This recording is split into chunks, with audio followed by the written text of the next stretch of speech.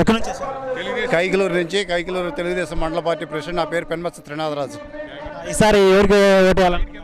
ఎవరికి ఎటువంటి మీరు సభ చూస్తూ ఉంటే తెలుస్తుంది. ఇక్కడికి ఇంత నిన్నటి వరకు ఎన్నికల కోడ్ అమల్లో ఉండటం, ఒక రాక్షస పరిపాలన ఈ రాష్ట్రంలో కొనసాగడం మూలంగా ఎదిరించిన ప్రతి గొంతు నొక్కాలనుకున్నాడు.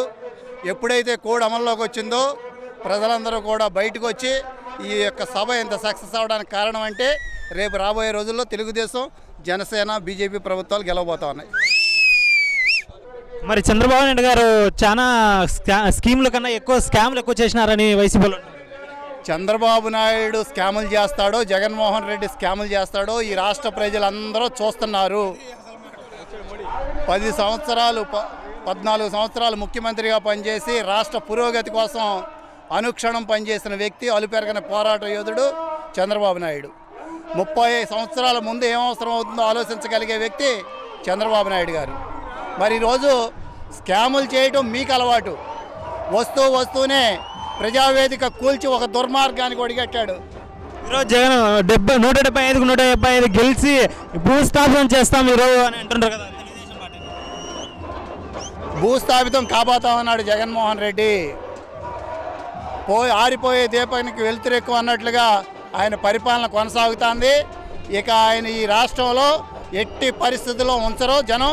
ఒకవేళ జగన్మోహన్ రెడ్డి రాష్ట్రంలో ఉంటే ఈ ప్రజలు ఈ రాష్ట్రంలో ఉండటానికి ఇష్టపడరు. పక్క రాష్ట్రాలకు పోవాల్సిన దౌర్భాగ్య పరిస్థితి ఈ రాష్ట్ర ప్రజలకు ఉంది.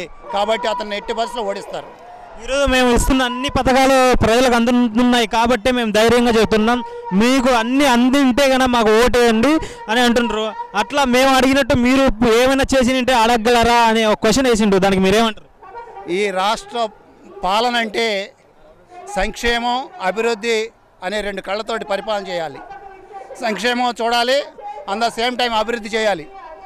ఈ రాష్ట్రంలో పేద బడుగు వర్గాలకి ఏదైతే ఎస్సీ దళిత వాడల్లో ఏ నాటి నుంచో వెనకబడి రోడ్ల అభివృద్ధి జరగనప్పుడు 26,000 సీసీ కిలోమీటర్ల రోడ్డు వేసిన చరిత్ర తెలుగుదేశం ప్రభుత్వాన్ని.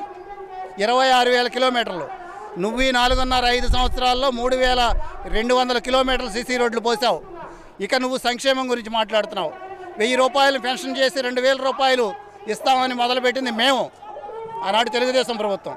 నువ్వు రాగానే 3,000 ఇస్తానని మాట తప్పి ఏదైతే పేద ప్రజలకు చెందాల్సినటువంటి 3,000 పెన్షన్ చెందకుండా చేశావు. వంతుల వారీగా ఈ పెంచుకుంటూ పోతూ ఒకప్పుడు పేదవారికి పింఛన్ అందాలంటే ఎక్కడెక్కడికో వెళ్ళి నిలబడాల్సి వచ్చేది. ఈరోజు ఇంటికే వస్తుంది కదా, దానికి మీరేమంటారు? పంచాయతీ వ్యవస్థను సర్వనాశనం చేశాడు జగన్మోహన్ రెడ్డి. ఒకవేళ పెన్షన్లు ఇంటికించి అందించాలి అంటే దానికి కొంతమంది సరిపోతారు. ఇంతమంది మనుషులను అక్కర్లేదు. వాలంటీర్ వ్యవస్థను పెట్టి ఆ యొక్క గ్రామ ఆదాయాన్ని నాశనం చేసేవాళ్ళ ఏదైతే పంచాయతీరాజ్ వ్యవస్థ ఉందో చిన్నాభిన్నం చేసి దానికి ఎన్నికైనటువంటి ప్రెసిడెంట్లని అధికారాలు లేకుండా చేసి వాళ్ళు ఏదైనా అభివృద్ధి చేద్దామంటే డబ్బు లేని పరిస్థితుల్లో ఇవాళ ఈ రాష్ట్రం ఉంది. ఆ స్థితికి తీసుకొచ్చింది జగన్మోహన్ రెడ్డి.